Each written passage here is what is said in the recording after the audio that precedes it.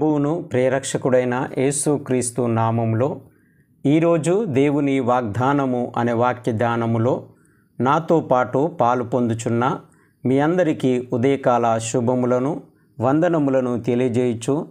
మన విశ్వాస ఆధ్యాత్మిక సామాజిక జీవితాలను అనుదినము పునరుద్ధరించగలిగిన, బలపరచగలిగిన, ధైర్యపరచగలిగిన దేవుని వాగ్దాన వాక్య ధ్యానములను మీతో కలిసి ధ్యానించుటకు సంతోషిస్తూ ప్రేమపూర్వకంగా ఈ వాగ్దాన వాక్య ధ్యానంలోనికి మిమ్ములను ఆహ్వానిస్తూ ఉంటున్నాను. అనేకులకు ఈ వాక్య ధ్యానములు అందించబడాలనే ప్రార్థనతో మీరు ఈ ఛానల్ను అనేకులకు షేర్ చేయవలసిందిగా, సబ్స్క్రైబ్ చేసుకోమని చెప్పవలసిందిగా, ఒకవేళ ఈ వాగ్దాన వాక్య ధ్యానంలో పాలు పొందుచున్నటువంటి మీరు కూడా ఈ ఛానల్ను సబ్స్క్రైబ్ చేసుకొని ఈ వాగ్దాన వాక్య ధ్యానంలో కొరకు ప్రోత్సాహకరంగా మీరు ప్రార్థన సహకారమును అందించగలరని మనవి చేస్తూ ఉంటున్నాను. ఈరోజు దేవుని వాగ్దానము ఇర్మియా గ్రంథము 31వ అధ్యాయము 3వ వచనము. యెహోవా నాకు ప్రత్యక్షమై ఇట్లనెను, శాశ్వతమైన ప్రేమతో నేను నిన్ను ప్రేమించుచున్నాను గనుక విడువక నీ ఎడల కృప చూపుచున్నాను. ఈ మాటను బట్టి ఈ సర్వ సృష్టిలోని సర్వ మానవాళి పట్ల దేవుని లేదా భగవంతుని యొక్క సంకల్పము, ఉద్దేశము ఏమై ఉన్నది అనే విషయము బయలుపరచబడుట మనము ఇక్కడ గమనించవచ్చు. మొదటిది, దేవుడు మానవుని ప్రేమించుచున్నటువంటి విధానము. రెండవది, ఆయన ప్రేమ ఏ విధమైనటువంటి కొనసాగింపు కలిగి ఉంటుంది అనేది ఇక్కడ బయలుపరచబడుట మనం చూస్తూ ఉంటున్నాం. స్నేహితులారా, ఈరోజు ప్రేమ అనే పదాన్ని లేదా ప్రేమ అనే పదానికి ఇస్తున్నటువంటి ప్రాధాన్యతను మనం గమనించినప్పుడు, ప్రతి ఒక్కరము గమనించాల్సినటువంటి సత్యమును తెలుసుకుంటున్నప్పుడు, ప్రేమ అనేది ఒక కపటముతో నింపబడింది. ప్రేమ అనేది ఒక స్వార్థముతో నింపబడింది. ప్రేమ అనేది అసూయ ద్వేషములతో నింపబడింది. ప్రేమ అనేది అవసరతతో నింపబడింది. ప్రేమ అనేది మోసముతో నింపబడి మోసము చేస్తున్నటువంటిదిగా ఉంటుంది. ఇలాంటి ప్రపంచములో మనము ఈ ప్రేమ అనే పదానికి ఇదిగో బహు బలహీనమైనటువంటి వారముగా అనేకమైనటువంటి శ్రమలకు గురి చేయబడుతున్నటువంటి జీవితాన్ని అనుభవిస్తున్నటువంటి ప్రపంచంలో మనము నివసిస్తూ ఉంటున్నాం. ఇది ఏ స్థాయిలో చూసినప్పటికీ ఇది మోసగించబడుట, ఇది లేదా కపటముతో నింపబడుట, లేదా స్వార్థముతో నింపబడుట, ప్రతి స్థాయిలో మనము దీని యొక్క గుణాన్ని మనము జ్ఞాపకం చేసుకోవచ్చు. ఎగ్జాంపుల్గా మనం చూసినప్పుడు భార్య భర్తల మధ్యన ఉన్నటువంటి ప్రేమ ఏ స్థాయికి వెళ్ళిపోయిందంటే నటన, స్వార్థము, అవసరత అనేటటువంటి స్థాయికి వెళ్ళిపోయింది.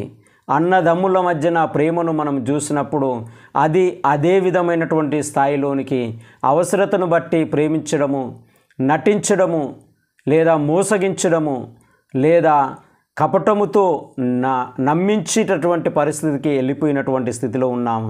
అంతేకాదండి, అత్యధిక ప్రేమ ఉండవలసినటువంటి స్థలం ఏంటంటే తల్లిదండ్రులకు పిల్లల మధ్యన.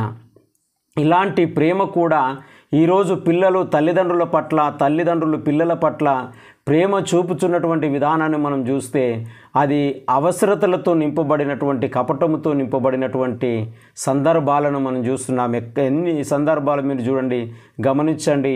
అక్కడక్కడ డబ్బు కొరకు, ఆస్తి కొరకు, లేదా తన అవసరతలు తీర్చుకొనుట కొరకు తల్లిదండ్రులపైన కక్షలు పెంచుకొని, పిల్లలపైన అసూయ ద్వేషములు పెంచుకొని, ఒకరి పట్ల ఒకరు అన్నదమ్ములు, అక్క చెల్లెళ్ళు, తోబుట్టువులు అనేటటువంటి విధానానికి విలువలను ఇవ్వలేనటువంటి స్థితికి దిగజారిపోయినటువంటి మనుగడలో మనం ఈరోజు కొనసాగుతున్నాము అంటే అది ఏ స్థాయికి మనం వెళ్ళిపోయినామో, నమ్మించి మోసము చేసేటటువంటి ప్రేమల్లో మనం ఏ విధంగా మోసపోతూ ఉంటున్నాము అనేది జ్ఞాపకం చేయబడుతూ ఉంటుంది.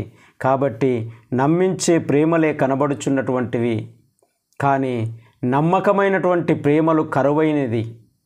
తద్వారా జరుగుతున్నటువంటి పరిస్థితులు ఏంటయ్యా అంటే నమ్మించి మోసం చేయడం కావచ్చు, అసూయ ద్వేషములు కావచ్చు, స్వార్థము కావచ్చు, కపటము కావచ్చు, అవసరత కావచ్చు, ఇవన్నీ ఎక్కడికి దారితీస్తున్నాయ్యా అని ఆలోచన చేసినప్పుడు హింసలకు దారితీస్తున్నాయి, హత్యలకు దారితీస్తున్నాయి, దాడులకు దారితీస్తున్నాయి, విలువలను కోల్పోతుంది, మానవత్వమును నిలుపలేనటువంటి ప్రవర్తనకు దిగజారిపోతున్నటువంటి స్థితిని మనం ఈరోజు గమనిస్తూ ఉంటున్నాం. ప్రపంచమంతా మనం చూస్తున్నామండి ఈరోజు ప్రేమ స్థాయి ఏడుందో అనేది.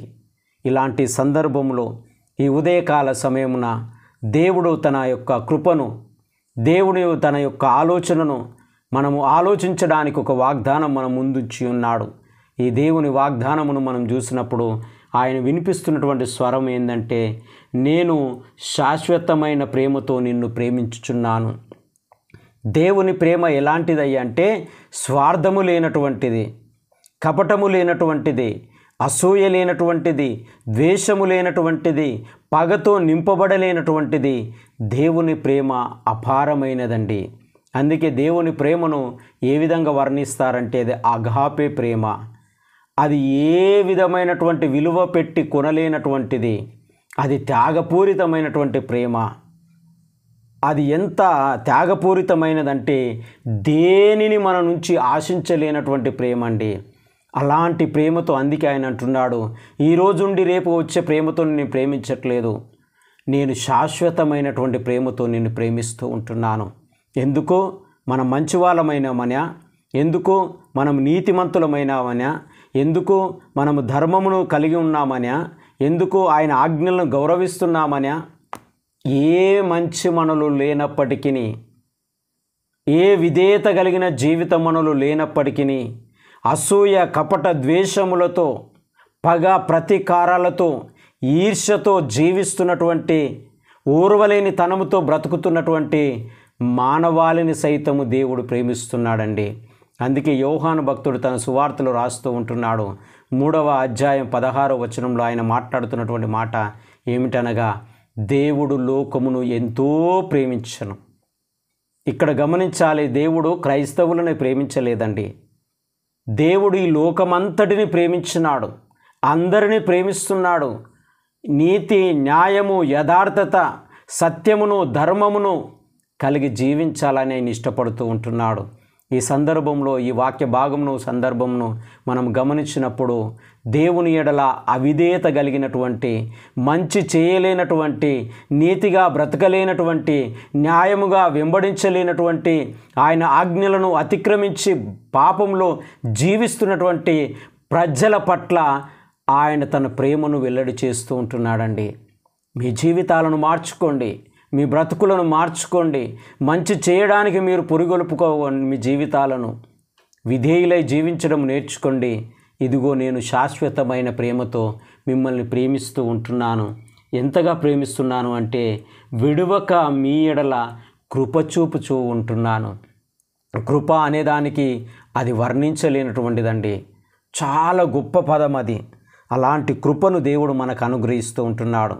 అలాంటి వారిని గురించి దేవుడు తనను ప్రేమిస్తున్నటువంటి విధానాన్ని వ్యక్తం చేస్తూ ఉంటున్నాడు. ఉదయకాల సమయమున ఈ వాగ్దాన వాక్య దానంలో పాల్పొందుచున్నటువంటి మనము, ప్రియమైన స్నేహితులారా, సహోదరి సహోదరులారా, ఈరోజు మనము స్వార్థపూరితమైన, కపటపూరితమైన, అవకాశవాదముతో నటిస్తున్నటువంటి, నటనలో జీవిస్తున్నటువంటి ప్రేమలకు బలి అయిపోతున్నటువంటి వారముగా ఉండి ఉండవచ్చు. లేదా ఇలాంటి స్వభావము కలిగి అనేకులను బలి చేస్తున్నటువంటి వారముగా ఉండి ఉండవచ్చు. అయినప్పటికీ ఉదయకాల సమయమున మనల్ని మేల్కొలుపుతున్నటువంటి మాట ఏంటంటే, మనుషుల ప్రేమలు స్వార్థపూరితమైనవి, మనుషుల ప్రేమలు కపటపూరితమైనవి, మనుషుల ప్రేమలు అవసరంతో నింపి ఉండబడినవి, మనుషుల ప్రేమలు అబద్ధములండి. చివరిగా జ్ఞాపకం చేస్తుంది ఏంటంటే ఇది ఒక అబద్ధం. మనిషి ప్రేమ అనేది ఒక అబద్ధం అనేది జ్ఞాపకం చేయబడుతూ ఉంటుంది. ఇలాంటి సందర్భంలో దేవుడు మనకిస్తున్నటువంటి వాగ్దానం, దేవుడు మనకిస్తున్నటువంటి అభయము ఏమిటి అని జ్ఞాపకం చేస్తున్నప్పుడు, ఇలాంటి మనస్తత్వాలు కలిగినటువంటి వారు మిమ్మల్ని మోసం చేస్తూ ఉండవచ్చు, మిమ్మల్ని బాధిస్తూ ఉండవచ్చు, మిమ్మల్ని కృంగదీస్తూ ఉండవచ్చు, కానీ నిన్ను ప్రేమించే దేవుడను నేను. ఇదిగో నేను శాశ్వతమైన ప్రేమతో నిన్ను ప్రేమిస్తూ ఉంటున్నాను. మనుషుల వలె కపటముతో కాదు, మనుషుల వలె ద్వేషముతో కాదు, మనుషుల వలె అవసరత కొరకు ప్రేమించట్లేదు. నీలో ఒక మార్పు రావాలి అని, నీవు పునరుద్ధరించబడాలని, నీవు ఒక నీతి, న్యాయమును, ధర్మమును వెంబడించే వ్యక్తిగా బలపరచబడాలి అని నిన్ను నేను ప్రేమిస్తున్నాను అని ఉదయకాల సమయమున దేవుడు తన వాగ్దానమును వెల్లడి చేస్తూ ఉంటున్నాడు. మనం ఎలాంటి ప్రేమతో ఇతరుల పట్ల ప్రవర్తిస్తూ ఉంటున్నాం, ఎలాంటి ప్రేమలకు మనం లోనవుతూ ఉంటున్నాం, మనల్ని మనం పరిశీలించుకొనుటకు దేవుడి మాటలు దీవించునుగాక. పరిశుద్ధుడా, ప్రేమగల తండ్రి, మహోన్నతుడా, నీకు వందనాలు, స్తుతులు, స్తోత్రములు చెల్లిస్తూ ప్రార్థిస్తూ ఉంటున్నాం. నిజమే ప్రభువా, ఎలాంటి ప్రేమలో మేము జీవిస్తూ ఎలాంటి జీవితానికి మేము అలవాటు పడుతున్నామో మమ్మల్ని మేము పరిశీలించుకొనడానికి గొప్ప అవకాశం ఇచ్చినందుకు మీకు వందనాలు చెల్లిస్తూ ఉంటున్నాం. మేము కూడా కపటపూరితమైన అవసరంతో అబద్ధ ప్రేమలతో జీవిస్తున్న వారమై ఉంటే మాలో అలాంటి జీవితాన్ని తృణీకరించి మేలుకరమైన, దీవెనకరమైన, ప్రేమ కలిగినటువంటి వ్యక్తిత్వాలతో మమ్మల్ని నింపుమని ప్రార్థిస్తూ ఉంటున్నాం. ఇతరుల పట్ల కపటము, ద్వేషము లేనటువంటి వ్యక్తులుగా మేము నింపబడుటకు సహాయం చేయమని ప్రార్థిస్తూ ఉంటున్నాం.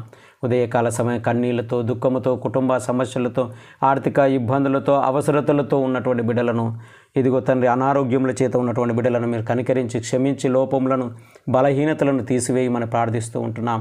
వారి ప్రయాణాలలోను, పంట పొలాలలోను, పాడి పశువులలోను చేతుల కష్టార్జితములను దీవించి ఆశీర్వదించి ఈ దినమున నా జీవితంలో ఇది జరగాలని ప్రార్థిస్తూ ఉండగా వాటిని నెరవేర్చి మహిమ పొందుమని యేసయ్య పరిశుద్ధ నామమున ప్రార్థించి అడిగి వేడుకొనుచున్నాము తండ్రి. త్రియేక దేవుని యొక్క దీవెన, ఆయన నిత్య సమాధానము మనందరికీ తోడుని దీవించి ఆశీర్వదించును గాక. ఆమేన్.